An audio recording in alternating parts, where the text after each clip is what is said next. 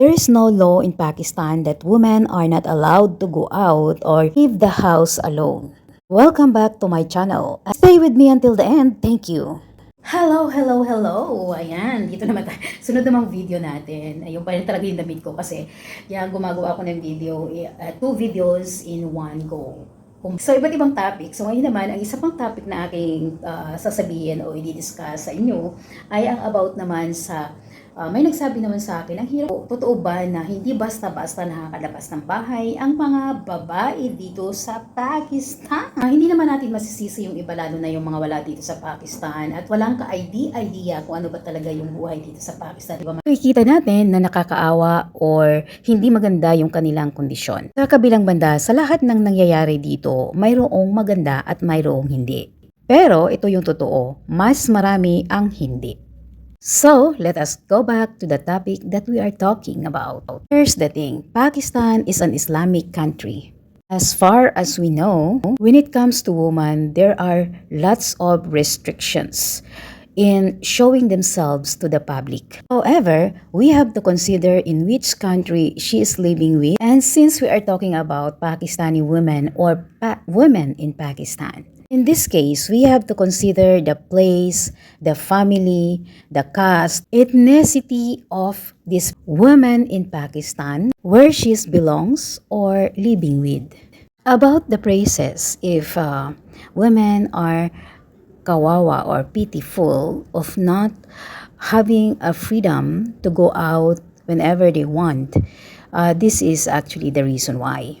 As I said, this is an Islamic country. Pakistan, though not the worst country who is very rigid when it comes to their faith in Islam, Pakistan is one of those Muslim country that is really conservative or some kind of rigid as well.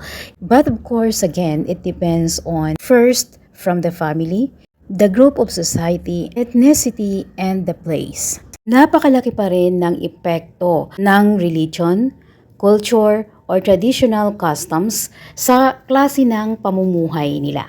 But in general, yun nga po, hindi talaga basta-basta nakakalabas mag-isa ang karamihang mga babae dito sa Pakistan. Lalong-lalo na yung mga nasa lugar na talagang very conservative or rigid ang paniniwala sa turo ng Islam. Sa kabilang banda, kung ang pamilya ng babae ay nakatira na sa malalaking city o doon sa mga city medyo modern na ang dating o moderno na talaga ang dating, at lalo na kung ang pamilya nila ay open-minded na talaga, hindi na ito applicable. Especially for those women who belongs to the family that allows them to have a higher education. They are allowing their daughters to go in the universities alone, although there are of course some restriction and strictness when it comes to women's safety. Same goes to those women who are working. Ganito kasi yun, hindi naman sa bawal, kaya lang kasi kailangan talaga nilang mag-ingat dahil nga Muslim sila. At laging may segregation of women to the men, ay hindi sila sanay or hindi sila basta nagtitiwala sa mga strangers, lalong-lalo na pagdating sa mga babae. Kung strict naman yung family ng babae, pwede rin naman silang mag-cover ng kanilang sarili para hindi ma-expose ang kanilang muka o ang kanilang sarili sa mga strangers. Kung gusto nilang lumabas, yun nga lamang, mas madalas o dapat ay mayroon silang kasamang kapwa nila babae. Kaya naman ama o asawa mismo nila. O kaya naman ay kapatid na lalaki. At kung walang-wala na talaga, ay syempre kung sino yung pinakamalapit nilang kamag-anak. Pero yun nga, depende talaga sa family natin at kapag naman may asawa na tayo o may asawa na ang isang babae, depende sa asawa niya. May mga asawang lalaki na hindi talaga pumapayag na lumabas na mag-isa o basta-basta na lamang ang kanilang asawang babae. Yan ay nangyayari doon sa mga Pilipinang nakakapag-asawa ng Pakistani. Marami sa kanila ang hindi nakakalabas dahil ayaw silang payagan ng kanilang mga asawang Pakistani, hindi dahil sa ayaw talaga silang payagan. Maraming rason yan. Una ay yung language. Pangalawa ay hindi naman kasi sanay pa sa mga lugar dito sa Pakistan. Pangatlo, dahil ang kanyang asawa o tayo ay foreigner.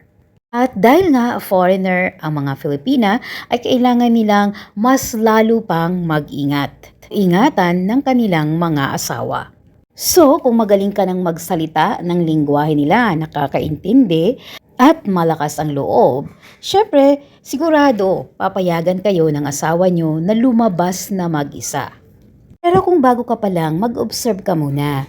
Alamin yung mga lugar at ano ba yung klase ng pamumuhay dito sa Pakistan o kung saang lugar ka dito sa Pakistan. Take or keep it in mind. Bawat lugar po dito sa Pakistan ay may kanya-kanyang lifestyle. Although may pagkakapare-pareho, depende pa rin yan sa klase ng pamilya at sa community o society kung saan siya o sa kung saan nakatira ang iyong asawa. Now, for those Pakistani women who are born and grew up here in Pakistan, of course, it's not a big deal. Ganyan sila pinalaki at ito na ang kanilang kinasanayang buhay at alam nila na yun ang turo din ng kanilang relihiyon. So, it's not a big deal at all. At mas gusto rin nila yun kasi alam nila na doon sila magiging safe at alam nila yun talagang nararapat gawin ng isang babaeng Muslim. Yung mga babae dito sa Pakistan. Though, tulad nga ng sinasabi ko, Pakistan is diversified when it comes to lifestyle and manners of living.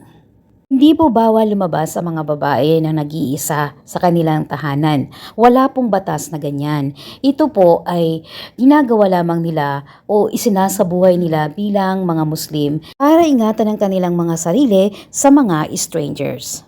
Lalong-lalo na sa mga lalaki. This is all for today and thank you so much for watching. If you are new to my channel, please don't forget to subscribe, like, give a comment, and see you on my next video.